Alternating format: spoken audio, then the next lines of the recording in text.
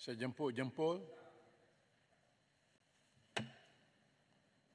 Bismillahirrahmanirrahim. Assalamualaikum warahmatullahi wabarakatuh.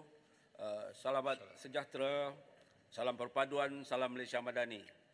Terima kasih Tan Sri Speaker. Seterusnya jempol terus merujuk kepada butiran P6 16500, Program Kelestarian Felda.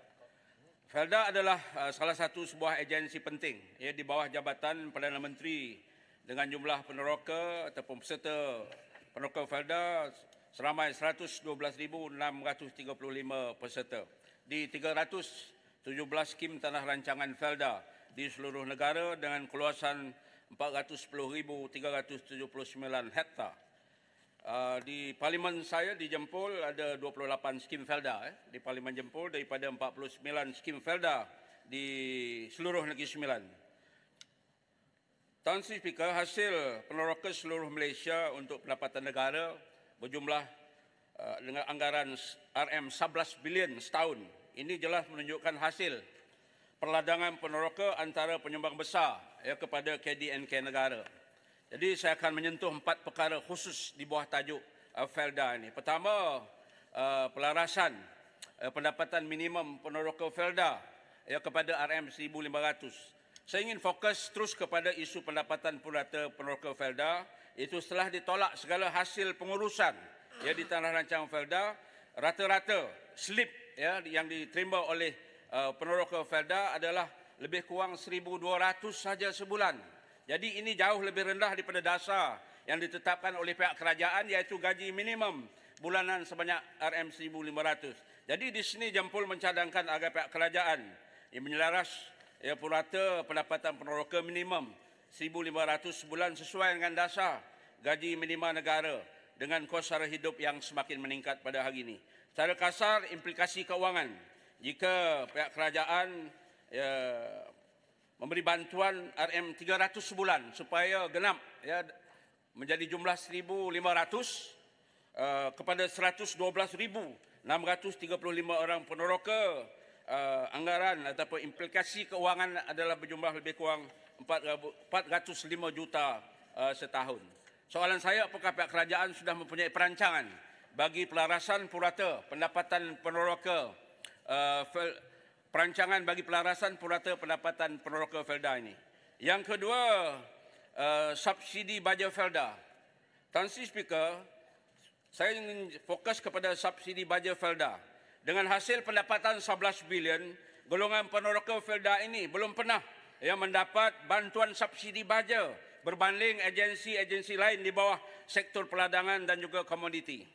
Anggaran perbelanjaan membeli baja bagi seorang peneroka ataupun peserta Felda ialah lebih kurang 8,500 setahun, dan bagi keseluruhannya sebanyak berjumlah 820 juta setahun di kawasan ladang seluas 410,379 hektar. Jadi Jempol mencadangkan agar pihak kerajaan mempertimbangkan subsidi baja sekitar 30% kepada peneroka Felda. Jika ianya dapat dilaksanakan, implikasi keuangan adalah sekitar RM246 juta setahun. Soalan saya, dengan pendapatan 11 bilion hasil peladangan peneroka Felda ini, adakah pihak kerajaan boleh melaksanakan insentif subsidi baja kepada peneroka Felda?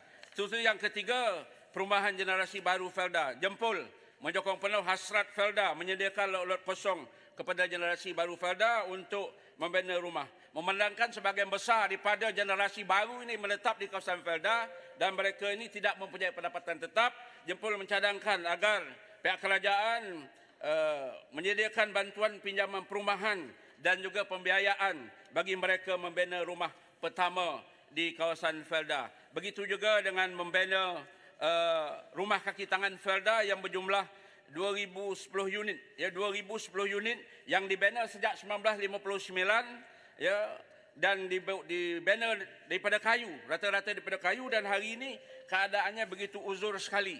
Jadi sudah sampai masanya rumah kaki tangan Felda ini dibina baru dengan kos anggaran Felda yang melibatkan tanah rancangan Felda di wilayah utara, tengah, selatan, timur dan juga Felda Sahabat adalah sebanyak 464 juta. Jadi soalan saya, bilakah pihak kerajaan boleh melaksanakan projek bina baru perumahan kaki tangan Felda? Seterusnya masih lagi di tajuk yang sama, iaitu penggantian paip lama.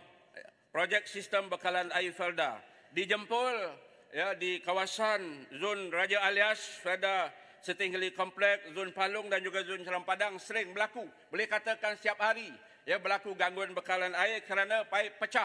Kerana usia paip ini sudah pun menjangkau 35 tahun ke atas, dan ini bukan saja sering mengganggu sistem bekalan air kita, tapi juga dapat pembaziran kerana kadar air tidak berhasil, NRW begitu tinggi. Dan yang akhir sekali, Tan Sri Speaker, iaitu butiran B6 0400 Angkatan Pertahanan Awam.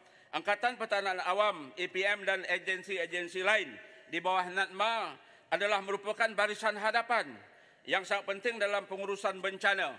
Pusat operasi dan kelengkapan peralatan mesti diberi keutamaan supaya agensi ini dapat bersiap siaga menghadapi pelbagai kemungkinan dalam pengurusan bencana. Di Parlimen Jempol misalnya APM tidak mempunyai pusat operasi dan kini beroperasi di Balai Raya saja. Bayangkanlah dalam keadaan beroperasi di Balai Raya sedangkan bencana alam kita tidak tahu.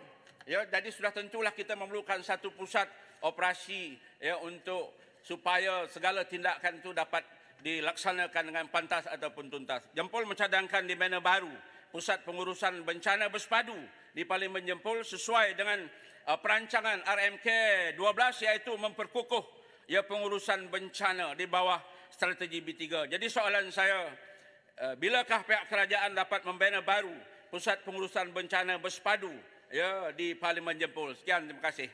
Baik, terima kasih Jempol. Saya jemput Baluran. Terima kasih Yang Hormat Pengerusi. Saya ingin membahas butiran B1 01